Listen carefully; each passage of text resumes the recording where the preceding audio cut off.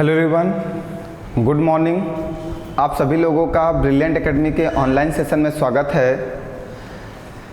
जैसा कि आपको जिस समय का इंतज़ार था, जिस घड़ी का इंतज़ार था, आप जो चाहते थे, और आप इसलिए चाहते थे क्योंकि वो आपके पेपर का सबसे इम्पॉर्टेंट टॉपिक है। आपको भी पता है, सभी को पता है कि जो टॉपिक आज से स्टार्ट होने जा रहा है वो आपके पेपर में एक अहम भूमिका निभाएगा, क्योंकि ये आपके पेपर में अप्रॉक्स 20 नंबर का क्वेश्चन आएंगे आपके पेपर में। अप्रॉक्स क्या, उन्होंने तो सिलेबस दे रखा कि 20 नंबर का डाटा इंटरप्रिटेशन डीआई पूछा जाएगा। उन्होंने 2 प्रकार की डीआई बता रखी है कि हम 2 प्रकार की डीआई पूछेंगे, और एक डीआई से 5 क्वेश्चन होंगे, 4 डीआई के क्वेश्चन होंगे, 20 नंबर पूछा जाएगा ना। और आपकी इसीलिए डिमांड थी कि सर डीआई जल्द से जल्द स्टार्ट की जाए, और सभी चैप्टर तो आप पढ़ा चुके हैं, लेकिन डीआई जो है सबसे इम्पॉर्टेंट है, जो आप अभी तक रोके हुए हैं। बेटा हम इसीलिए रोके हुए थे क्योंकि जो आपका बेसिक नॉलेज था वो आपको देना बहुत ज़रूरी था, क्योंकि बेसिक आपके लिए बहुत इम्पॉर्टेंट है। बिना बेसिक के हम डीआई नहीं पढ़ा सकते थे।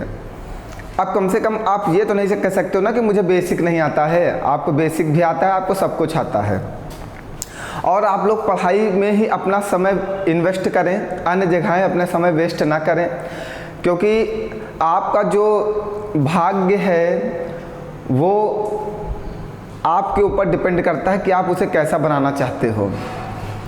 अगर आप चाहते हो कि आपका भाग्य अच्छा रहे और जीवन में कुछ अच्छा हो, तो आप पढ़ाई में अपना समय वेस्ट करें।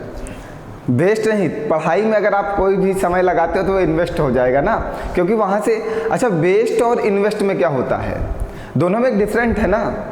जब आप बोलते हो कि मेरी मनी वाली वेस्ट हो गई, वेस्ट हो गई, वेस्ट होने का मतलब है कि फिर उस मनी का आप कहीं यूज़ नहीं कर पाए, उससे आपको कोई प्रॉफिट नहीं हुआ।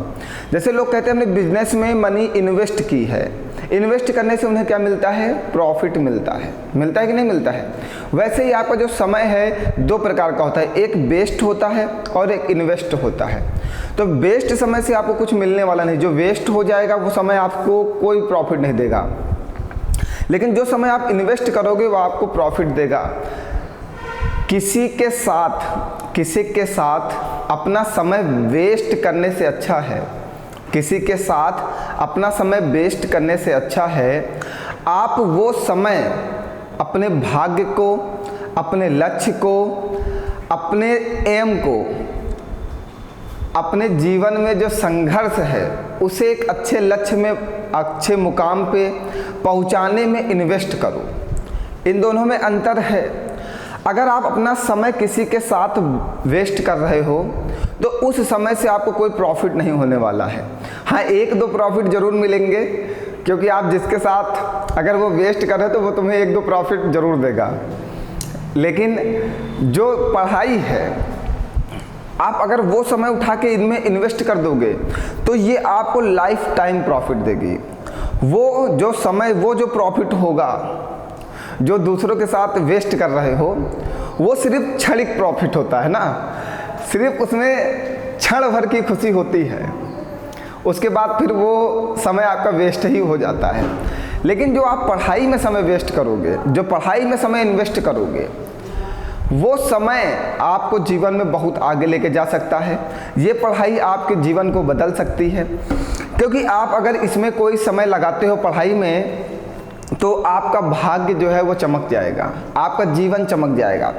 आपके देखे हुए सपने पूरे होंगे, आपके माता पिता के देखे हुए सपने पूरे होंगे, आपके जितने भी चाहने वाले हैं उनके सपने पूरे होंगे।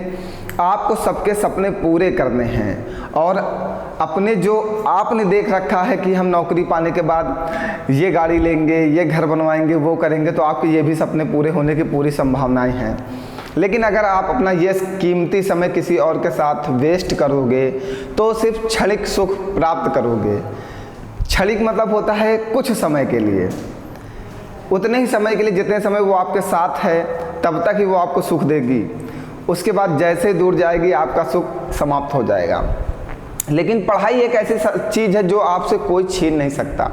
उसको तो कोई पढ़ के ले जा सकता है, उसको कोई पढ़ के नौकरी पा के ले जा सकता है, लेकिन अगर आपने पढ़ लिया तो ये पढ़ाई आपसे कोई नहीं छीन सकता।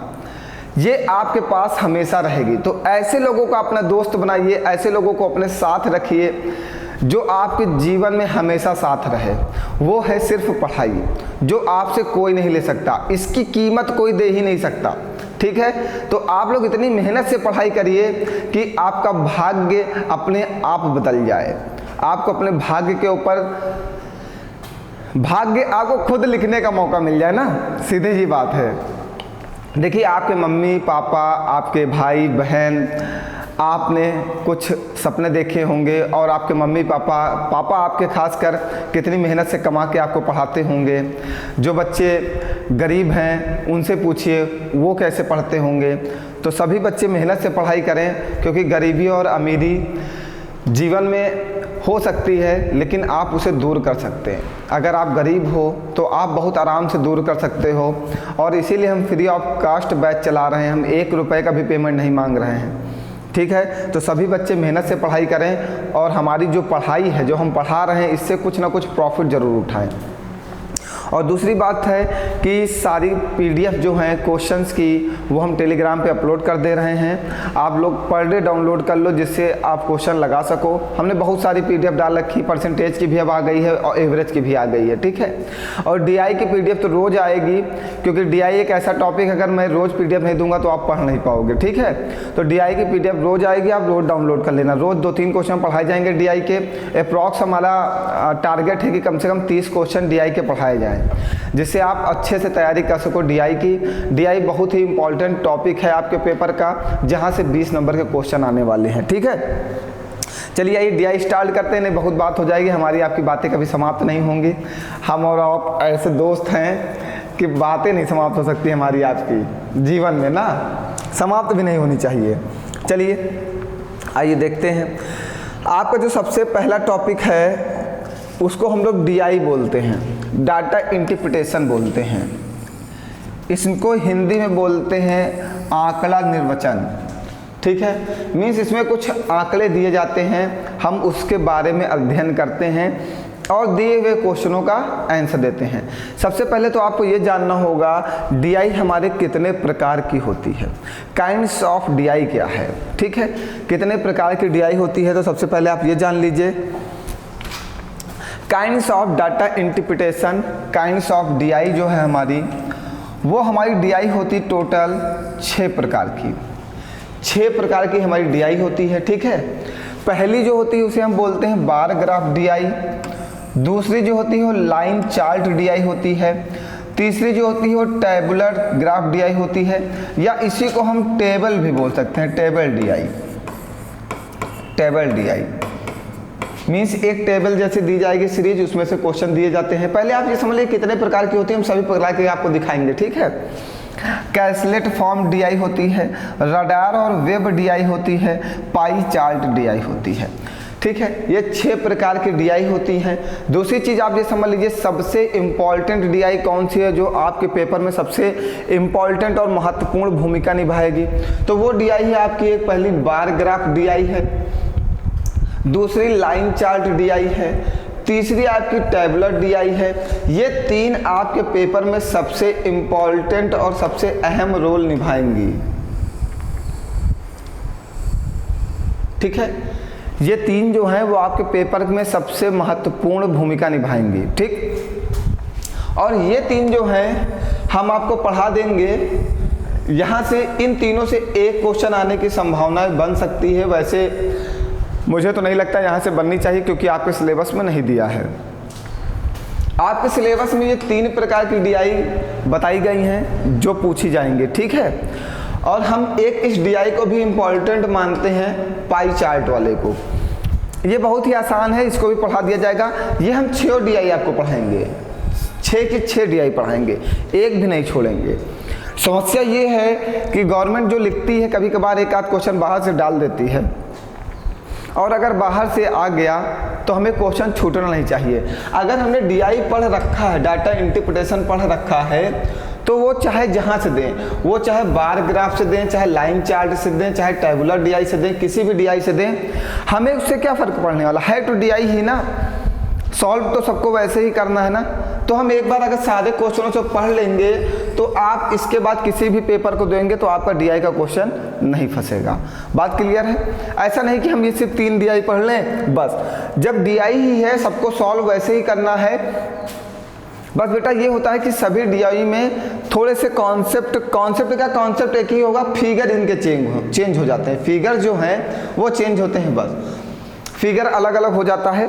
तो फिगर आपको अलग अलग देख के पढ़ना है। चलिए आइए देखा जाए। अब हम लोग डीआई स्टार्ट करते हैं। पहले आपको हम दिखाते हैं कितने प्रकार की डीआई जो है वो फिगर कैसे कैसे होते हैं, ठीक है। आइए पहला वाला दिया गया है, ये है टेबल डीआई। देखिए इसमें लिखा हुआ है साफ साफ पढ़िए, यहाँ पे देखिए लिखा नहीं है, ये देखिए टेबल डीआई मीन्स इसी को टेबुलर डीआई भी बोलते हैं। और सबसे पहले आपको कमेंट करके एक बात बतानी है कि जो फिगर है वो आपको स्पष्ट दिखाई दे रहा है। आज की क्लास में तो सबसे पहले मुझे यही जानना है कि फिगर जो है वो स्पष्ट दिखाई देता है आपको या नहीं देता। दूसरी चीज़ है आपको ये देखना है कि जो हम समझाते हैं डीआई में वो आपको समझ में आती पूर्ण रूपेण या नहीं समझ में आती है। ये सब चीज़ें आपको बताना होगा, क्योंकि डीआई एक ऐसा टॉपिक है यहाँ से मैं भी नहीं समझ सकता हूँ कि ऑनलाइन क्लास में आप हमारे सामने है नहीं, हमें सिर्फ महसूस करना होता है, ठीक। तो महसूस करने में थोड़ी सी मुझे प्रॉब्लम हो जाती कभी कभी। तो आप आज ज़रूर कमेंट करके बता दीजिएगा कि हाँ समझ में आ रहा है, फिगर साफ दिखाई देता है, क्या साइज उस फिगर से बड़े करने की आवश्यकता है, क्या इससे बड़ा फिगर बनाने की ज़रूरत है क्या। अगर कोई भी समस्या तो आप बता ज़रूर दीजिएगा आज, ठीक है। और अगर सब कुछ समझ में आता है तो कमेंट करके बता दीजिएगा हाँ सर सब कुछ सही है, ठीक है। चलिए हमारे पास यहाँ पे थोड़ा सा इस फिगर में इन्होंने काट दिया है, ये सब गड़बड़ कर दिया है। क्या है मैं इसको लिख देता हूँ कि ये है क्या, ठीक है। थोड़ा सा इन्होंने छोड़ दिया है, ये क्षेत्र लिखा हुआ था और पहला वाला मेडिकल है। एक बार मैं लिख देता हूँ उसके बाद कोई प्रॉब्लम नहीं है। ये इंजीनियरिंग है, ये इंजीनियर लोग हैं, ठीक है। और उसके बाद है कॉमर्स है, ये कॉमर्स वाला डिपार्टमेंट है। और फिर ये आर्ट्स वाला डिपार्टमेंट है। ये 4 डिपार्टमेंट हैं, ठीक है। और क्या क्या दे रखा है, ये बॉयज़ हैं और ये गर्ल्स हैं। अब कोई विद्यालय है तो वहाँ बॉय और गर्ल तो होना एक वास्तविकता है ही है ना। जब तक दोनों लोग नहीं होंगे तब तक किसी को पढ़ाई में मज़ा नहीं आएगा ना, ठीक है। चलो कह रहा है, अब समझिएगा टेबल को हम कैसे सॉल्व करते हैं, बस आपको ऐसे समझना है, ठीक है। कह रहा है दी गई टेबल कॉलेज एक्स में एक कोई कॉलेज है उसका नाम एक्स इन्होंने रखा है, ठीक है। एक्स में 4 क्षेत्रों में पढ़ने वाले लड़के और लड़कियों की संख्या को दर्शाता है। देखो ये 4 क्षेत्र में पढ़ाई होती है। एक कोई कॉलेज है उसमें मेडिकल की पढ़ाई होती है, इंजीनियरिंग की पढ़ाई होती है, कॉमर्स की पढ़ाई होती है और आर्ट्स की पढ़ाई होती है। एक कोई कॉलेज है, ठीक है। और आर्ट्स की पढ़ाई करने वाली लड़कियों की संख्या कॉमर्स पढ़ने वाले लड़कों की तुलना में कितना अधिक है। अब देखिएगा बात समझिएगा, ये मेडिकल, इंजीनियरिंग और कॉमर्स और आर्ट्स ये 4 विभाग हैं उस कॉलेज में, और वहाँ पे हमें लड़के और लड़कियों की संख्या दे रखा है। इंजीनियरिंग क्षेत्र में कितने लड़के पढ़ते हैं 40 और लड़कियाँ कितनी हैं 80। मेडिकल में हाँ हमेशा ध्यान रखिएगा मेडिकल में सबसे ज़्यादा लड़कियाँ होती हैं, लड़के कम ही मिलेंगे मेडिकल में। देखिए नर्सिंग ये वो सब लड़कियां करती हैं, लड़के कम करते हैं, ठीक है। इंजीनियरिंग में देखिएगा 90 लड़के हैं और 40 लड़कियां हैं। कॉमर्स में 80 लड़के हैं 30 लड़कियां हैं। आर्ट्स में 40 लड़के हैं 90 लड़कियां हैं, ठीक है। ये उन्होंने दे रखा है। अब आपसे पूछा क्या है, आर्ट्स की पढ़ाई करने वाली लड़कियों की संख्या, ये आर्ट्स पढ़ने वाले हैं, ये आर्ट की जो पढ़ाई करते हैं वो ये लोग हैं, ठीक है। आर्ट की पढ़ाई करने वाले लड़कियों की संख्या, आर्ट की पढ़ाई करने वाली लड़कियों की संख्या है कितनी, पहले ये निकालो। बॉय और गर्ल 2 लोग हैं, उसमें लिखा हुआ है कितनी कितनी है। लड़कियों की संख्या है 90 और लड़कों की संख्या है 40। लड़के हैं वहाँ पे 40 और लड़कियाँ हैं वहाँ पे 90। बात समझ गए, हमने दोनों को अलग लिख लिया बस। आर्ट की पढ़ाई करने वाले लड़के हैं 40 और लड़कियां हैं 90। अब कह रहा है उसने कहा है कॉमर्स की, आर्ट्स की पढ़ाई करने वाली लड़कियों की संख्या कॉमर्स पढ़ने वाले लड़कों की। अब कॉमर्स पढ़ने वाले कितने लोग हैं, बॉय और गर्ल। कॉमर्स वाले कितने हैं, बॉय हैं 80 और गर्ल हैं 30। बस मैं यहाँ लिख रहा हूँ समझाने के लिए, बार बार नहीं लिखूंगा, एक बार आपको समझाना मैं इसलिए अलग लिख रहा हूँ, ठीक है। आर्ट पढ़ने वाले लड़के हैं 40, लड़कियाँ हैं 90। कॉमर्स पढ़ने वाले लड़के हैं 80, लड़कियाँ हैं 30। अब आपसे पूछा क्या है, आर्ट्स की पढ़ाई करने वाले लड़कियों की संख्या, आर्ट्स की पढ़ाई करने वाली लड़कियों की संख्या, लड़कियों की संख्या कितनी है 90 जो आर्ट की पढ़ाई करती हैं, और कॉमर्स की पढ़ाई करने वाले लड़कों की, कॉमर्स की पढ़ाई करने वाले लड़कों की संख्या कितनी है 80, ठीक है, दोनों का अलग अलग है। आर्ट्स की पढ़ाई करने वाली लड़कियों की संख्या कॉमर्स की पढ़ाई करने वाले लड़कों की तुलना में कितना अधिक है। तो हमने आपको परसेंटेज के चैप्टर में इसीलिए मैंने कहा था प्रतिशत पढ़ना जरूरी है, यहाँ पे प्रतिशत से क्वेश्चन बहुत पूछा जाता है। कितना प्रतिशत अधिक है यही पूछा है कि तुलना में कितना प्रतिशत अधिक है। हमने बोला था जब अधिक और कम होगा तो सबसे पहले आप ये निकालोगे कि कितना अधिक है और कितना कम है। ये 90 लड़कियां हैं, ये 80 लड़के हैं, ये कितनी लड़कियां अधिक हैं, 10 लड़कियां अधिक हैं। और जब प्रतिशत में चेंज करना होता है तो जितना अधिक होता है उसको लेते हैं, 100 से मल्टीप्लाई कर देते हैं, क्योंकि प्रतिशत में किसी भी चीज़ को बदलना होगा तो 100 से गुणा करना होता है, ठीक है। उसके बाद समझिएगा नीचे कौन आएगा, जिसके साथ देखिए लिखा होगा आर्ट की पढ़ाई करने वाले लड़कियों की संख्या कॉमर्स पढ़ने वाले लड़कों की तुलना में, लड़कों की, कॉमर्स की पढ़ाई करने वाले लड़कों की तुलना में कितना अधिक है। कॉमर्स वाले को नीचे रख दिया, 0 0 कट जाएगा, इसको काटिएगा, 8 कन्नम 8, 2 बचेगा, 20 होगा, 8 दूनी 16, 4 बचेगा, 8 पंच 40, 12.5% आपका आंसर आ जाएगा। ये देखिए, बताइए कोई परेशानी है, सभी लोग समझ गए हो। क्वेश्चन कहा आर्ट्स की पढ़ाई करने वाली लड़कियों की संख्या, आर्ट्स की पढ़ाई करने वाली लड़कियों की संख्या 90 है, कॉमर्स की पढ़ाई करने वाले लड़कों की संख्या 80 है।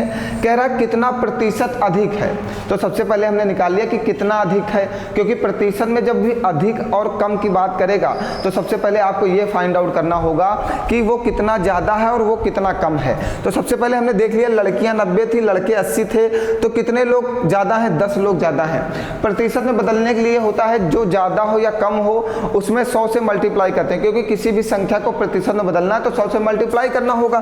तो 10 में 100 से गुणा किया गया प्रतिशत में बदलने के लिए, फिर जिसके साथ का और सा लगा होगा उसको नीचे बुला लेते हैं लड़कों की तुलना में, तो कॉमर्स वालों के साथ, तो 80 नीचे आ जाएगा, कैंसिल आउट कर दिया तो 12.5% आ गया। बताइए कोई समस्या है भैया कहीं पर, कोई समस्या, कुछ ना समझ में आ रहा तो बोलिए। बताना आपकी जिम्मेदारी है, मैं बार बार यही कहता हूँ, अगर कुछ भी ना समझ में आए तो बोलो ज़रूर, मौन धारण नहीं करना है। आप एक कंपटीशन के स्टूडेंट हो, आप अच्छे कंपटीटर हो, अच्छी नौकरी की तैयारी कर रहे हो, तो बोलना आपको ज़रूरी है। ऐसे तो किसी के साथ जाओगे ना तो बड़बड़ करते रहोगे, शांत ही नहीं होगे। खासकर लड़कियाँ, उनका तो मुँह ही नहीं बंद होता है, वो कहीं भी चली जाएंगे तो उनका मुंह नहीं बंद हो सकता है। वो जितनी देर बैठेंगी उसके 2 गुना ज़्यादा बोल के जाएंगी। पता नहीं ऐसा क्या भगवान उन्हें खिला के भेजे हैं कि उनका मुंह नहीं बंद हो सकता और सब कुछ हो सकता है। चलिए आइए अगला क्वेश्चन ये है, समझिएगा क्वेश्चन को, क्वेश्चन समझिएगा, ठीक है। ये भी आपको बताना है इस फिगर के ऊपर जो ये अंक दिखाई दे रहे हैं आपको या नहीं दिखाई दे रहे हैं। जैसे मैं फिगर अगली बार चेंज कर सकूँ, ठीक है। कह रहा पाई चार्ट कंपनी एक्स के लिए एक लेखांकन वर्ष में किए गए खर्चों के विभाजन को दर्शाता है। यदि कंपनी ने करों के रूप में 2 लाख रुपए भुगतान किया तो कंपनी कच्चे माल के लिए किया गया खर्च कितना था, ठीक है। कच्चा माल मीन्स होता है रॉ मटेरियल, यहाँ पे देखो रॉ मटेरियल दे रखा है, raw material means 50%। Raw material जो आपको दे रखा है उससे आपको 50% दे रखा है। अब समझिएगा, इसको उठा के हमें लगता है किनारे ही रख दें तभी ज़्यादा अच्छा है ना।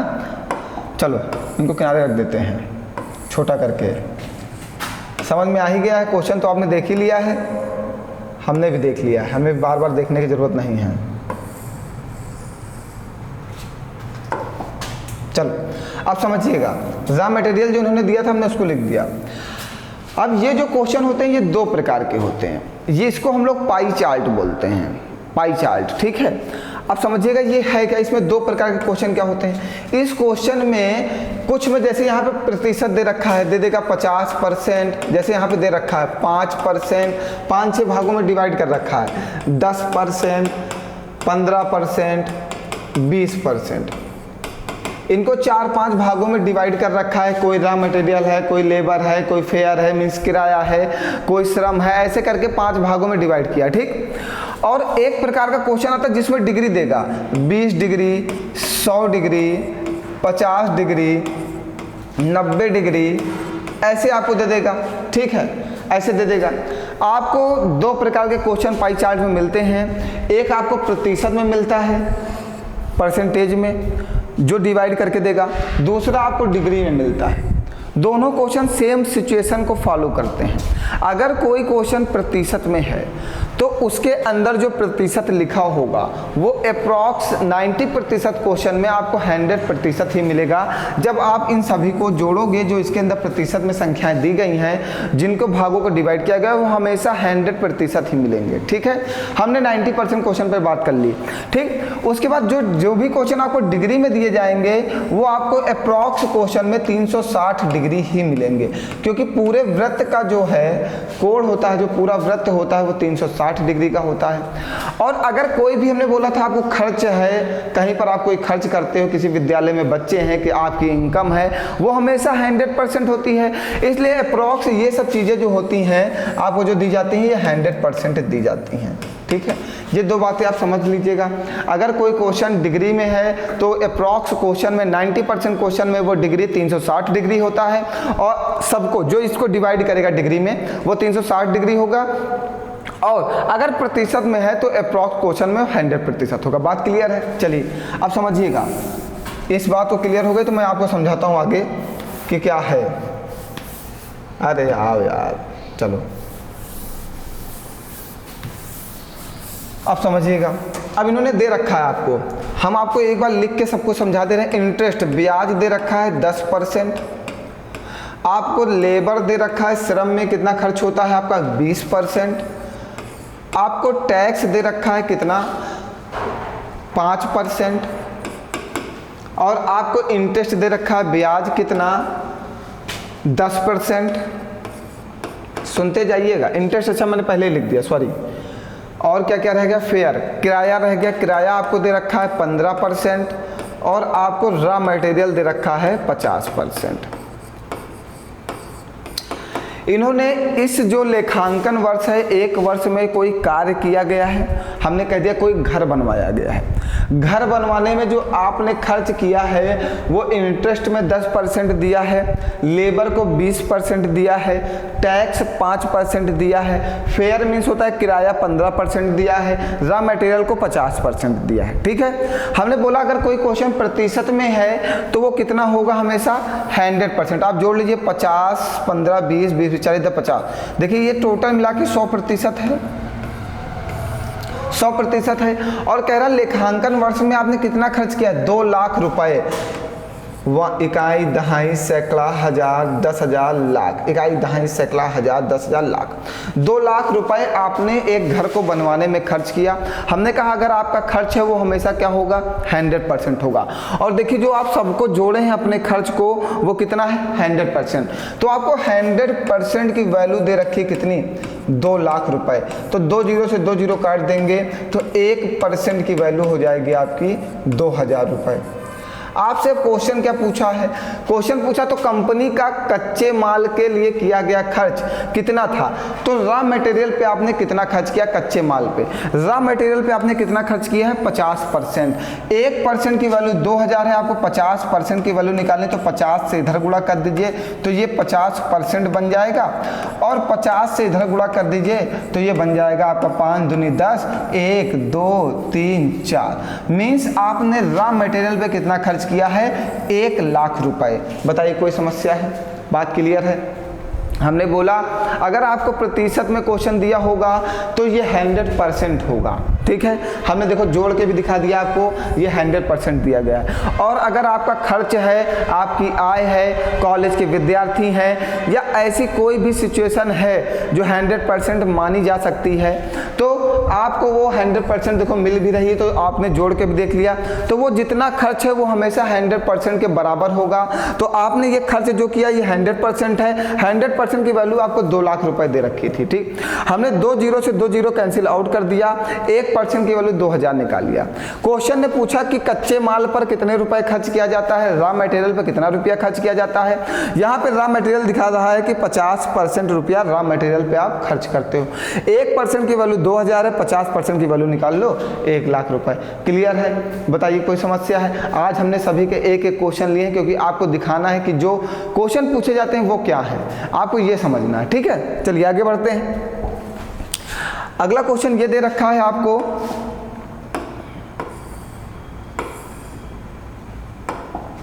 क्वेश्चन दे रखा है रेखा आरेख, ये लाइन ग्राफ है। रेखा आरेख मीन्स लाइन ग्राफ, ठीक है। रेखा आरेख जनवरी से शुरू होने वाले महीने से निर्मित कारों के संचयी उत्पादन को दर्शाता है। मार्च और जून के महीनों में कितनी कारों का निर्माण किया गया। ये जो रेखा लाइन ग्राफ दिखा रहा है ये आपको ये दिखाता है कि ये कारों का उत्पादन है, ठीक है।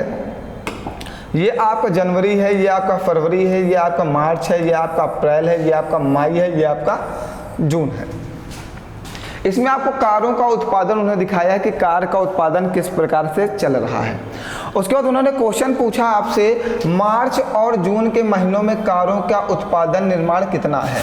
मार्च और जून के महीने में कितनी कारों का उत्पादन किया गया है, ठीक है। तो आप एक बात को समझिए, क्वेश्चन बहुत ही अच्छा है। बच्चे इस क्वेश्चन को दूसरे तरीके से समझ लेते हैं और क्वेश्चन को गलत करके चले आते हैं। उनसे पूछा गया मार्च और जून में कितनी कारों का उत्पादन किया गया, तो बच्चे क्या करेंगे, मार्च की संख्या लेंगे 900 और जून की संख्या लेंगे 2300, और 2300 और 900 को डायरेक्ट वो जोड़ देंगे, 2 जीरो 9 3 12 का 2 हासिल लगा 1 3200।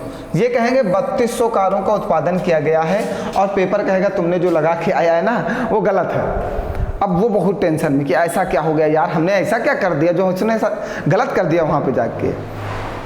अरे किसी के साथ गलत करोगे तो वो गलत ही तो कहेगी, बदतमीज कहीं के। तो जब तुम यहाँ पे गलत करके आ तो वो गलत ही तो कहेगा, सही थोड़ी कहेगा। अगर तुमने किसी के साथ गलत किया है तो हमेशा यही कहेगा कि तुमने गलत किया है, तुमने मुझे टच करके गलत किया है ना, कहते ना। तो वैसे ही यहाँ पे जो क्वेश्चन आपने किया है ये गलत किया, इसीलिए तो पेपर कह रहा है आपने गलत किया, क्योंकि आप क्वेश्चन को समझ नहीं पाए और आप गलत करके चले आए। तो इन्हीं चीज़ों को हमें समझना है। मैंने इसीलिए इसको बहुत बारीकी से उठाया है क्वेश्चनों को, और ऐसे ऐसे क्वेश्चन आपको सॉल्व कराएंगे जो बहुत ही अच्छे लेवल के क्वेश्चन होंगे। आज तो मैं बेसिक चल रहा हूँ, धीरे धीरे बेसिक से हाई लेवल तक बढ़ जाएंगे हम लोग। आप कंटिन्यू स्टार्टिंग से मेरी क्लास को ज्वाइन किए रहिएगा, एक भी क्लास मिस नहीं होने पाए, ठीक है। रोज हम लोग 3 ग्राफ पढ़ेंगे, 3 ग्राफ पढ़ना हमारा मतलब हमारा पूरा प्रयास रहेगा कि 3 ग्राफ की क्लासेस पढ़ी जाएं। अगर मान लीजिए 1.5 घंटे की क्लास भी हो जाए तब भी आप धैर्य बना लेना, ठीक है। चलो अब गलत क्या किया ये समझो, नहीं तो फिर कहोगे कि सर जी ऐसा क्या हो गया, गलत हो गया। ये जनवरी है, ये फरवरी है, ये मार्च है, ये अप्रैल है, ये मई है, ये जून है।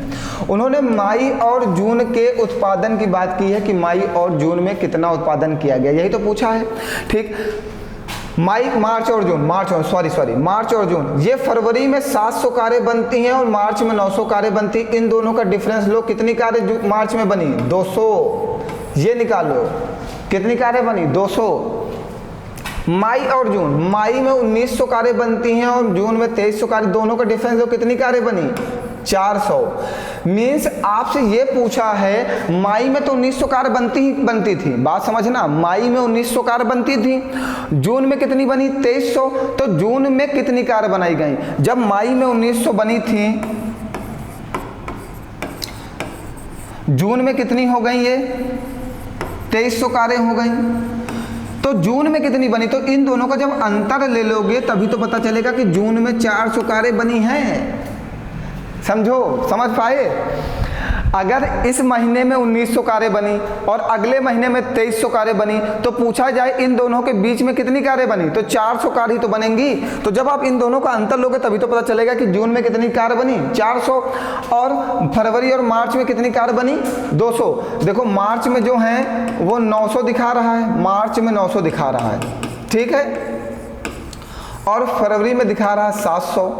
तो तो इन जब दोनों का अंतर लोगे तभी तो पता चलेगा कि बीच में कारों का निर्माण कितना है, 200, और जून में आपको दिखा रहा है 2300, और मई में आपको दिखा रहा है 1900। तो जब इन दोनों का अंतर लोगे तभी तो पता चलेगा कितनी कारें बनी। फिर इन दोनों को जोड़ देना, 4 2 6, आंसर आपका आ जाएगा 600। कारों का निर्माण हो गया 600। बात क्लियर है? अब बताइए कोई समस्या है? तो मार्च और जून के महीने में जो कार का निर्माण है वो कितना है? 600 है। बताइए कोई परेशानी? समझ गए? ये ध्यान रखना, ये नहीं कि 2300 और 900 जोड़ के चले आओ और कहो अरे वाह हमारा तो पेपर बड़ा अच्छा गया, लौट के आया तो सब तोबा हो गया। ठीक है, चलो आगे बढ़ो। अरे अभी आज शुरुआत है, मैं आपको क्वेश्चन दिखा रहा हूँ, आपको क्वेश्चन गलत नहीं होने देंगे क्योंकि हमने आपको 30 नंबर दिलाने का वादा कर रखा है और ये वादा हम पूरा करके रहेंगे। ठीक है, हमारा जो वादा है आपकी तरह नहीं है, आप अपना वादा तोड़ देते हो लेकिन हम अपना वादा निभाते हैं। ठीक, वादा टूटना नहीं चाहिए। अगर आपने किसी के साथ जीवन निभाने का वादा कर रखा है तो वो वादा टूटना नहीं चाहिए। और हमने आपको 30 में 30 नंबर दिलाने का वादा कर रखा है तो वो 30 में 30 नंबर आने चाहिए। ठीक है, टूटना नहीं चाहिए वादा। आइए चलिए आगे बढ़ते हैं। अगला फिर हमें एक दिया गया है क्वेश्चन, समझते जाइएगा। अब ये जो है ये टेबल ग्राफ है, ये टेबल ग्राफ है। ठीक है, ये टेबल वाली ग्राफ है। अगर किसी को कुछ नहीं दिखाई देगा तो बता दीजिएगा कि क्वेश्चन नहीं दिखाई दे रहा या जो भी प्रॉब्लम होती है। चलो, मज़ा आ रहा है? अगर मज़ा नहीं आ रहा होगा तभी बता देना। ठीक है, आए टेबल ग्राफ पे। देखिए, दिया गया टेबल समाचार पत्र A, B और C के 4 क्षेत्रों W, X, Y और Z में ग्राहकों की संख्या को दर्शाता है। एक टेबल दिया गया है, ये दिया गया पेपर A, हमने इसको मान लिया ये दैनिक जागरण है ना, दैनिक जागरण है, DJ है। ये वाला हमने मान लिया हिंदुस्तान है और ये वाला हमने मान लिया अमर उजाला है।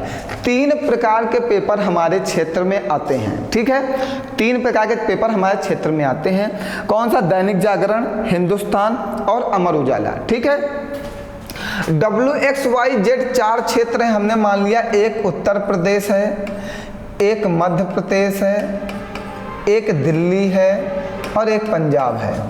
4 राज्यों को हमने मान लिया और 4 राज्यों में जो पेपर जाते हैं वो दैनिक जागरण, हिंदुस्तान और अमर उजाला जाते हैं। बात समझिएगा।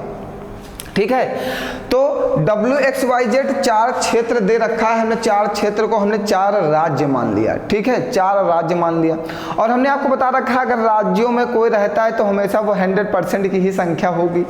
देखिए 30, 20, 50, 40, 90, 10, 100। देखिए यहाँ पे भी 100 है, 40, 20, 60, 30, 90, 10, 100। यहाँ पे भी 100 है, 40, 20, 60, 30, 90, 10, 100, 100 है, सब जगह 100 है। मीन्स उत्तर प्रदेश, मध्य प्रदेश, दैनिक जागरण और पंजाब, उत्तर प्रदेश, मध्य प्रदेश, दिल्ली और पंजाब, ये W, X, Y, Z 4 क्षेत्र हैं। ये चारों लोग मिलके 100 दैनिक जागरण पेपर लेते हैं, फिर यही चारों लोग मिलके 100 हिंदुस्तान पेपर लेते हैं, यही चारों लोग मिलके 100 अमर उजाला पेपर लेते हैं। बात समझिएगा। हमने माना कि एक पेपर जो है, समझिएगा, एक पेपर 100 रुपए का है, एक पेपर 100 रुपए का है। तो अगर कोई 100 पेपर लेता है तो कितने रुपए उसके खर्च हो जाएंगे? 10,000 रुपए खर्च हो जाएंगे। एक पेपर 100 रुपए का है और उस क्षेत्र में रहने वाले लोग कितने हैं? 100 लोग हैं। अगर 100 लोग एक एक पेपर लेंगे तो एक पेपर 100 रुपए का है, टोटल कितने रुपए खर्च होंगे? 10,000। बात क्लियर है? अब क्वेश्चन आगे क्या कह रहा है? आगे कह रहा है प्रत्येक ग्राहक केवल एक ही समाचार पत्र की सदस्यता ले सकता है। मीन्स अगर आप समाचार पत्र लेते हो तो आप दैनिक जागरण लोगे तो दैनिक जागरण ही लोगे, हिंदुस्तान लोगे तो हिंदुस्तान ही लोगे, एक ही पेपर लोगे। आगे बढ़ें। ठीक, समाचार पत्र बी द्वारा अपनी कीमत 20% कम करने के बाद, हमने ये बी की बात कर रहे हैं। ठीक है, चलो समाचार बी की बात कर रहे हैं। समाचार बी में क्या है? 100 लोग हैं, ये पीपल हैं, ये लोग हैं, 100 लोग हैं उस, और ये रेट है पेपर का। और जब किसी भी चीज़ का रेट है वो जितनी वस्तुएं खरीदी जाती हैं उसमें गुणा कर दोगे तो आपको ये पता चल जाएगा कि कुल कितने रुपए देना है। तो 100 लोग हैं, एक पेपर का रेट 100 रुपए है तो आपको 10,000 रुपये खर्च करना है। ठीक, अब क्या हुआ, पेपर का रेट जो है इन्होंने 20% कम कर दिया। 100 में 20% कम हुआ तो पेपर कितने में आ गया, अब 80 रुपए में आ गया। जब पेपर सस्ता होता है, जब किसी भी चीज़ का रेट गिराया जाता है तो डिमांड बढ़ती है, लोग दूसरी चीज़ों को छोड़ के उसकी तरफ, जैसे आप क्या बताते हैं, जैसे एयरटेल और वोडाफोन, यूनिनार, टाटा डोकोमो, ऐसे 4 क्षेत्र हमारे पास थे जो अच्छी सुविधाएं टेलीकॉम सेक्टर में देते थे। लेकिन बीच में एक कंपनी बीच में बहुत ज़बरदस्त आ गई, जियो, जिन्होंने सबको जियो ही कर दिया। ठीक है, जियो कंपनी जैसे आई उन्होंने ऐसी योजनाएं लॉन्च की, 1 साल तक फ्री इंटरनेट, 1 साल तक फ्री कॉलिंग, और फ्री कॉलिंग तो बाबू और सोना के लिए बहुत ही अच्छा हो गया। फिर क्या था, तो अभी तो पहले तो 1 ही घंटे बात होती थी, लेकिन जब से फ्री कॉलिंग तब फिर रात दिन बातें ना। तो जियो ने सबके लिए फ्री कर दिया। जब से जियो ने फ्री किया तो देखिएगा जियो की डिमांड बढ़ी, बहुत सारे लोग एयरटेल सेक्टर से जियो की तरफ भागे, वोडाफोन सेक्टर से जियो की तरफ भागे, और टाटा डोकोमो और यूनिनार जैसी कंपनियां ही बंद हो गई, उनके जितने ग्राहक थे सब जियो में चले गए। अब सोचिए, जियो ने ऐसी एक योजना लॉन्च की, बिल्कुल सस्ता कर दिया। क्यों, जब सस्ता करा तो क्या हुआ, डिमांड बढ़ी। वही इन्होंने दिमाग लगाया, क्या किया, अपने पेपर की कीमत 20% कम कर दी। क्या हो गया, पेपर अब 80 रुपए में आ गया। अब हुआ क्या, जब पेपर 80 रुपए में होगा तो लोग बढ़ेंगे। देखो, पत्र ए, जो आपका पेपर ए है, समाचार पत्र ए है, उसके 20% लोग बी में गए। 20%, 100 का 20% लोग अगर गए हैं तो कितने लोग गए, 20 लोग गए। मीन्स इसमें 100 लोग थे, 20 लोग और आए, समाचार पत्र बी से नहीं। देखो, 100 लोग थे, समाचार पत्र से ए से भी 20 लोग आ गए। फिर क्या हुआ, समाचार पत्र सी के 40% लोग आए। देखिए, हमेशा ध्यान रखना, जैसे 100 है तो उसका 20% निकालना, तो 20/100 करोगे तो 20 ही तो आएगा, तो आपको निकालने की जरूरत नहीं। इसीलिए हमने आपको प्रतिशत पढ़ाया है कि 100 पे 20% मीन्स 20 लोग। तो 20 लोग ए के जो 20 लोग हैं, दैनिक जागरण के डीजे के जो 20 लोग हैं वो कहाँ चले गए हैं, बी में। ठीक, फिर कह रहा है समाचार सी के 40%, सी में 100 लोग हैं, उसका 40% कहाँ गए हैं, ए में, मीन्स दैनिक बी में गए हैं, तो इसका भी 40 लोग आ गए। तो अब इनके पास टोटल कितने लोग हो गए पेपर लेने के लिए, 160 लोग हो गए। इन दोनों का गुणा कर दो, 2 0 2 0 8 6 48 8 128। मीन्स पहले ये कितना रुपए कमाते थे, 10,000 रुपये। आप समझिएगा, जब पेपर की में 100 लोग पेपर खरीदने वाले थे, पेपर की कीमत 100 रुपये थी, तो आप कमाते थे 10,000 रुपये। फिर क्या हुआ, आपने पेपर की कीमत 20% कम कर दी, मीन्स अब पेपर हो गया आपका 80 रुपये का। ठीक, तो हुआ क्या, जैसे सस्ता हुआ तो ए वाले ग्राहक बी में भागे और सी वाले ग्राहक बी में भागे, दोनों तरफ के ग्राहक इनके यहाँ भागे। क्या हुआ, ए के 20%, जो 100 लोग हैं, 100 का 20% निकालोगे हमेशा 20 आएगा, तो 20 लोग ए के इन्हीं के पास आ गए। और सी के 40% लोग, सी में भी 100 लोग थे, उसके 40% लोग, जब 100 के 40% लोग आएंगे तो 40 लोग आएंगे, सी के 40 लोग इनके पास आ गए। टोटल अब इनके पास कितने लोग हो गए, 160 लोग। 160 लोग इनसे पेपर लेंगे। एक पेपर की कीमत 80 रुपए है, तो टोटल ये कितने रुपए कमाएंगे, 12,800। पहले कितना कमाते थे, 10,000। प्रॉफिट कितने का हुआ इन्हें, प्रॉफिट कितने का हुआ, 12,800 माइनस 10,000, तो इन्हें प्रॉफिट हुआ 2,800 रुपए का। तो प्रॉफिट परसेंट बताना है, तो प्रॉफिट इंटू 100 अपॉन फर्स्ट वाला रेट। फर्स्ट में आपका कितना प्रॉफिट था, 1 2 3 4, 1 2 3 4, कितने परसेंट का प्रॉफिट हुआ, 28% का। ऑप्शन देखिए 28% है, ये देखिए। बताइए, कोई समस्या है? क्वेश्चन समझाने में समय लग रहा है, आप थोड़ा सा रिलैक्स रखिएगा अपने आप को, अपने माइंड को, भागिएगा नहीं। ये सब क्वेश्चन आपके पेपर के बहुत ही आसान चीज़ों में गिना जाता है, ये कोई कठिन क्वेश्चन नहीं है, इनको तुरंत का तुरंत लगाया जा सकता है और ये आए हुए क्वेश्चन है। ठीक है, अगर आप रिलैक्स रखेंगे तो हम भी रिलैक्स रखेंगे।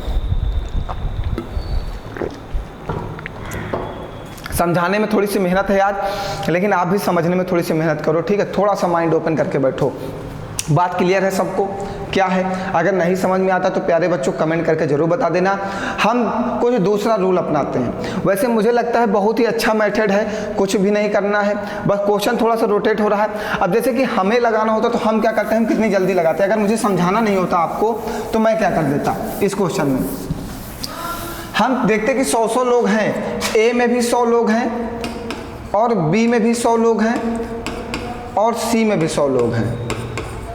हमने मान लिया इनके पेपर की कीमत 100 रुपये है तो 10,000 रुपये इन्हें प्रॉफिट होता है, ये 10,000 का पेपर बेचते हैं। फिर इसके 20% लोग मीन्स 100 में 20 लोग आए, फिर इसके 40% लोग, इसके 20% लोग इसमें गए, इसके 40% लोग इसमें गए, इसके 40 गए, हम सीधे करते तो ये हो जाता है 160 और पेपर की कीमत 20% घटी 80 कर देते 12,800 और जैसे देखते ये 10,000 है, ये 12,800, हमें पता हो जाता कि 28% का प्रॉफिट होता।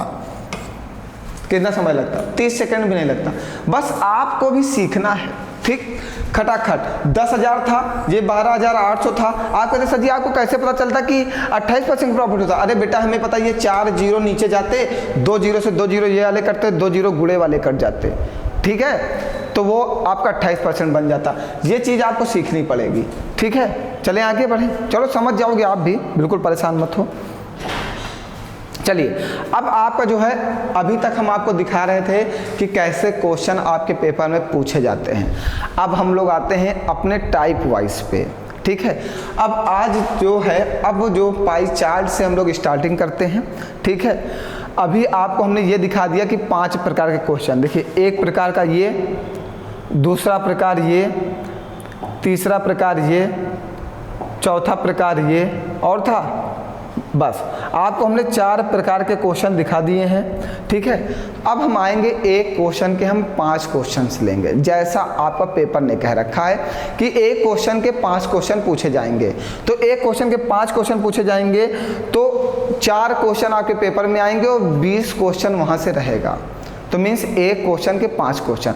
अब वैसे क्वेश्चन चलेंगे, बिल्कुल समझ में आएगा। चलिए आगे बढ़ते हैं ना। फिर चलिए आप देखिएगा, पहले हम आपको पूरा फिगर दिखाएंगे, बाद में फिर मैं फिगर छोटा सा किनारे रख दूंगा समझाने के लिए, ठीक।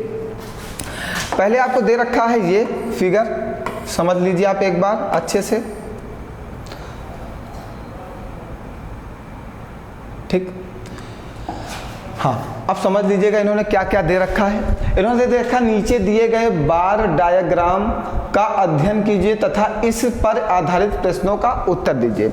इस डायग्राम को पहले हमें समझना होगा, फिर इसके बेस पे जो क्वेश्चंस बनाए गए उसका हमें आंसर देना है, ठीक है। इन्होंने नीचे दे रखा है, जो नीले कलर में ये शो कर रहा है, नीले वाला, ये नीला वाला जो शो कर रहा है वो कर रहा है persons killed in industrial accident. जो इंडस्ट्री में काम करते हैं, कभी भी इंडस्ट्री में कुछ घटना हो जाती है तो उसके द्वारा जिनकी डेथ होती है वो इन्होंने नीले कलर से शो कर रखा है, ठीक है। और जो रेड कलर से इन्होंने शो कर रखा है वो person killed in coal minings, means जो कोयले की खदान में काम करते हैं उनकी जो डेथ होती है उन्होंने इसको रेड कलर से शो कर रखा है। बस आपको ये ध्यान रखना है, दोनों को अलग अलग कलर से शो कर रखा है। इंडस्ट्री में जिनकी डेथ होती है वो है नीले कलर में, जिनका कोयले में खदान में डेथ हो जाती है वो क्या है, रेड कलर से है, ठीक। और सबके ऊपर इन्होंने दे रखा 1200, 300, 900, 1100, 800, 200 ये दे रखा, ठीक है। चलो आप क्वेश्चन क्या हो समझते हैं। हाँ पहला क्वेश्चन क्या है देखिए, अभी समझ में आएगा सब कुछ। इन्होंने कहा है किस वर्ष औद्योगिक दुर्घटनाओं, मीन्स औद्योगिक दुर्घटनाओं मीन्स इंडस्ट्रियल, ठीक है, औद्योगिक दुर्घटनाओं तथा कोयले की खानों में कुल मिलाकर मारे गए व्यक्तियों की संख्या सबसे कम थी। मीन्स इसमें इन्होंने पूछा है किस वर्ष, ये वर्ष आपको दे रखा है 2006, 2007, 2008, 2009। 4 वर्षों में इन्होंने जो मरने वाले व्यक्तियों को है उसे ग्राफ के द्वारा इन्होंने प्रदर्शित किया है। ग्राफ के द्वारा इन्होंने दिखाया है कि इतने इतने व्यक्ति इस दिन मरे हुए हैं, ठीक। तो 2006 में दोनों लोगों में मिला के कितने लोगों की डेथ हुई है, 1200, 300 मीन्स 1500, 900, 1500, 150 मतलब 1050। 2007 में यहाँ पे कितनी हुई 1300, यहाँ पे कितनी हुई 1000। मीन्स यहाँ पे औद्योगिक और कोल माइनिंग में दोनों में मिला के 1500 लोग मरे हैं। यहाँ पे 900 और 150 मिला के 1050 लोग मरे हैं। यहाँ पे 1100 200 मिला के 1300 लोग मरे हैं। 800 200 मिला के 1000 लोग मरे हैं। इसने कहा किस वर्ष सबसे कम लोग मरे हैं, तो सबसे कम कहाँ पे 1000, तो 2009 में सबसे कम लोगों की डेथ हुई है। बात क्लियर है। उन्होंने कहा है औद्योगिक घटना और कोल माइनिंग दोनों को मिला के सबसे कम लोगों की डेथ कब हुई है, तो सबसे पहले आप दोनों के जगह के नंबरों को ऐड करेंगे, मरने वाले व्यक्तियों की संख्या को ऐड करेंगे। जैसे 2006 था तो यहाँ पे जो इसमें 1200 लोगों की डेथ हुई, इसमें 300 लोगों की डेथ हुई, तो दोनों को जब जोड़ दोगे तो दोनों में मिला के कितने लोग मरे हैं, 1500 लोग। तो सबकी संख्याओं को जोड़ दिया, यहाँ पे 1000 सबसे कम लोग थे, तो 2009 में सबसे कम लोगों की मृत्यु हुई है। बात क्लियर है। आगे बढ़ें, चलिए आइए। अगला क्वेश्चन कह रहा है वर्ष 2006 में कोयले की खानों में मारे गए व्यक्तियों की संख्या उस वर्ष औद्योगिक दुर्घटनाओं में मारे गए व्यक्तियों की संख्या की कितनी प्रतिशत है। आप समझिए, क्वेश्चन फिर थोड़ा सा अलग है, ठीक है, समझना। चलो क्वेश्चन मैं यहीं रख लेता हूँ, मुझे ज़्यादा जगह की ज़रूरत नहीं है, ठीक। चलिए, कह रहा वर्ष 2006 कहाँ पे, पहले ये देखो 2006 में जो है कोयले की खानों में कितने लोग मरे हैं, ये देखो पहले कोयले की खानों में मरे हैं 300 लोग की संख्या। औद्योगिक दुर्घटना मीन्स इंडस्ट्री में कितने लोग मरे हैं, औद्योगिक, आपको लिख के मैं पढ़ा रहा हूँ, अब तक मैं आंसर दे दिया होता। 1200 लोगों की डेथ हुई है, ठीक। कह रहा वर्ष 2006 में कोयले की खानों में मारे गए व्यक्तियों की संख्या उस वर्ष औद्योगिक दुर्घटनाओं में मारे गए व्यक्तियों की संख्या की कितनी प्रतिशत है, ये कहा है, ठीक। अब देखिएगा, कोयले की खानों में मारे गए व्यक्तियों की संख्या कितनी है, 300। प्रतिशत में बदलने के लिए क्या करते हो, 100 से गुणा, अपॉन में किससे, औद्योगिक दुर्घटनाओं में मारे गए व्यक्तियों की संख्या की कितनी, जो अब आप इसको समझना, नीचे किसको रखते हैं इस बात को आपको समझना है। कह रहा वर्ष 2006 में कोयले की खानों में मारे गए व्यक्तियों की संख्या, कितनी थी, 300 थी। कोयले की खानों में मारे गए व्यक्तियों की संख्या उस वर्ष औद्योगिक घटना में मारे गए व्यक्तियों की संख्या की कितनी प्रतिशत थी। मीन्स जो औद्योगिक घटना में मारे गए हैं उनसे कोयले की खानों में मारे गए व्यक्तियों की संख्या की कितनी प्रतिशत थी, तो नीचे कौन सा आ जाएगा, औद्योगिक घटना वाला। 2 0 से 2 0 काट देंगे, 3 एकम 3 कटेगा, 3 चौको 12 कटेगा, 4 से कटेगा 25 चौको 100, तो कितना परसेंट आ गया, 25%। बताइए, कोई परेशानी है। ऐसे आपको ध्यान रखना है, क्वेश्चन को नॉर्मल तरीके से लेना है और नॉर्मल तरीके से सॉल्व करना है। आगे बढ़ें, चलो समझते चलना। फिर कह रहा है किस वर्ष कोयले की खानों में मरने वालों को छोड़कर औद्योगिक दुर्घटनाओं में मरने वाले व्यक्तियों की संख्या सर्वाधिक है। मीन्स आपसे इस बार कहा कोयले की खानों में मरने वाले व्यक्तियों की संख्या छोड़ दो। दूसरी चीज़ देखो, औद्योगिक दुर्घटनाओं में किस में सबसे ज़्यादा लोग मरे हैं, तो यहाँ पे कितने लोग मरे हैं, 1200, इसमें 1200 लोग मरे हैं। यहाँ पे कितने लोग मरे हैं, 900 लोग मरे हैं। यहाँ पे कितने लोग मरे हैं, 1100 लोग मरे हैं। यहाँ पे कितने लोग मरे हैं, 800। हमने सिर्फ औद्योगिक घटना में मरने वाले लोगों को ले लिया, उसने कहा कोयले की खानों वालों को मरने वाले छोड़ दो। सबसे ज़्यादा कहाँ मरे, 2006 में, क्योंकि 1200 लोग मरे हैं।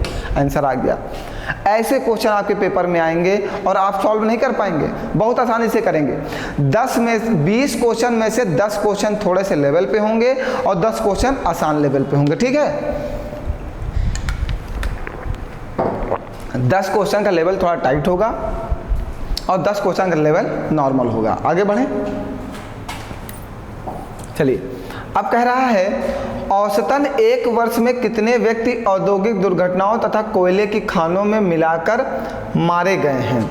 दोनों में मिला के मारे गए हैं। चलो अब एक बात को आप समझना, जैसे कि दोनों में मिला के मारे गए हैं मीन्स पूरे औसतन, औसत की बात किया है।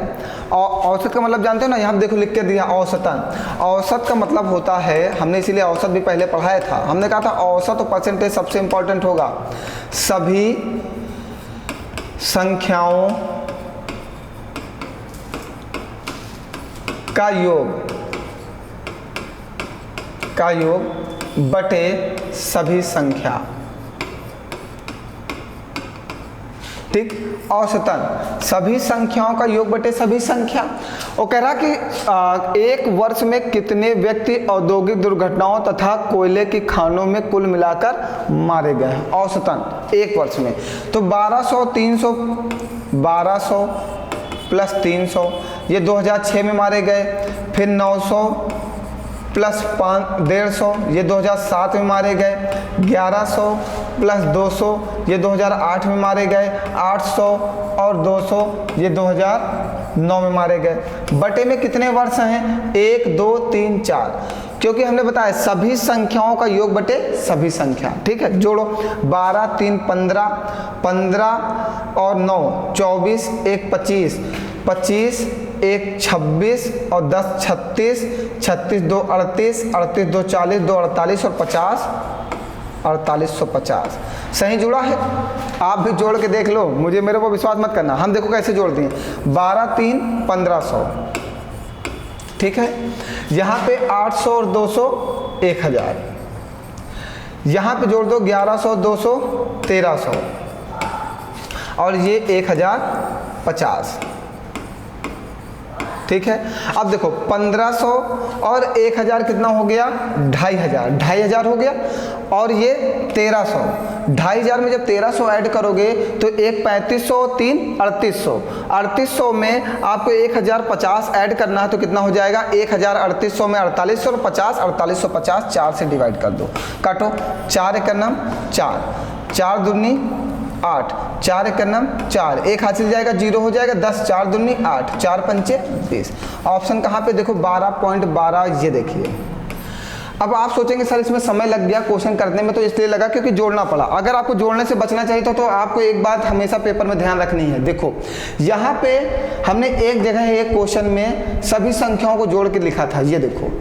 अगर आप ध्यान रखोगे वहाँ पे आपसे औसत पूछा है, और औसत मीन्स होता है सभी संख्याओं का योग बटे सभी संख्या। तो देखिए यहाँ पे हमने इन दोनों को जोड़ा था, 1500 1050 1300 और 1000। हमको यहाँ से ही ऐड करके अपने क्वेश्चन को निकाल लेना चाहिए था कि हमने कितना ऐड किया है। ठीक है, हमें यहाँ से निकाल लेना चाहिए था। और डायरेक्ट यहाँ पे जब हमसे औसत की बात किया था ये वाला, तो यहाँ पे हम पीछे से ही उठा लेते। ये इतना हमें नहीं लिखना चाहिए था। देखो ये हमें इतना नहीं लिखना चाहिए था। जब आपको डायरेक्ट करना है, समय बचाना है, तो आपको कुछ चीज़ें समझनी होंगी। जैसे हमें डायरेक्ट लिखा है 12 3 1500, आप इतना तो ऐड कर सकते हो। और 900 150 1050, फिर 1100 200 1300, फिर 800 200 1000। कितने हैं? 4 लोग हैं, 4 से डिवाइड कर दो ऐड करके जल्दी से, और आपका आंसर आ जाएगा 1212.5। बात समझ में आ रही है? कोई परेशानी तो नहीं है? अगर कुछ नहीं समझ में आएगा तो पूछ लीजिएगा, ठीक है। आइए लास्ट क्वेश्चन है ये आज का। इसमें का अब लास्ट क्वेश्चन है और आगे की क्लास कल स्टार्ट होगी। इसमें लिखा है किस वर्ष औद्योगिक दुर्घटनाओं में मरने वाले व्यक्तियों को छोड़कर कोयले की खानों में मरने वाले व्यक्तियों की संख्या सबसे कम थी। इसमें दो तरीके के आपको मरने वाले व्यक्तियों की संख्या को शो कर रहा है। एक तो औद्योगिक दुर्घटनाओं में मीन्स इंडस्ट्रियल एरिया में शो कर रहा है, और दूसरा आपको कोल माइनिंग में शो कर रहा है, कोयले की खानों में मरने वाले व्यक्तियों की संख्या। तो इस बार क्वेश्चन कह रहा है कि औद्योगिक दुर्घटनाओं में मरने वाले व्यक्तियों की संख्या को छोड़कर, मीन्स इस बार आपको औद्योगिक दुर्घटनाओं में मरने वाले व्यक्तियों की संख्या की कोई वैल्यू नहीं लेनी है, उनको छोड़ देना है। आगे क्या कह रहा है? कह रहा है कोयले की खानों में मरने वाले व्यक्तियों की संख्या सबसे कम थी। तो कोयले की खानों में यहाँ पे कितने लोग मरे हैं? 300। यहाँ पे कितने मरे हैं? 150। यहाँ पे कितने लोग मरे हैं? 200। यहाँ पे कितने लोग मरे हैं? 200। तो सबसे कम कहाँ पे मरे हैं? 150, मीन्स 2007 में मरने वाले व्यक्तियों की संख्या सबसे कम थी। बात समझ में आ गई है? आज के क्वेश्चन सब कुछ क्लियर हैं। आज हमने ज़्यादा नहीं पढ़ाया है, सिर्फ हमने 2 ही टाइप, पहले हमने आपको दिखा दिया कि कितने टाइप के क्वेश्चन आते हैं, उसके बाद हमने एक क्वेश्चन उठा लिया आपके लिए पूरा 5 क्वेश्चन का सेट, और वो समझा दिया है। यहाँ तक कि अगर आपको समझ में आ रहा है और अगर नहीं आ रहा है, दोनों चीज़ आप कमेंट करके बता दीजिएगा। अगर आ रहा है तब भी बता दीजिएगा, और नहीं आ रहा तब भी बता दीजिएगा। और नहीं आ रहा तो ज़रूर बता दीजिएगा, क्योंकि फिर हम प्रयास करते हैं किसी दूसरी तरीके से आपको समझाने का, क्योंकि आपको समझ में नहीं आ रहा तो समझना ज़रूरी है, ठीक है। और ग्राफ के हम कम से कम 35 क्वेश्चन आपको सॉल्व कराएंगे, जिससे आपके पेपर में जो 20 नंबर हैं वो 100% सही निकले, ठीक है। ज़्यादा से ज़्यादा क्वेश्चन लगाने पे ही क्वेश्चन आपके सही जाएंगे, ठीक है। तो इतना ही पढ़िए, आज के लिए इतना ही। धन्यवाद आप सभी लोगों का।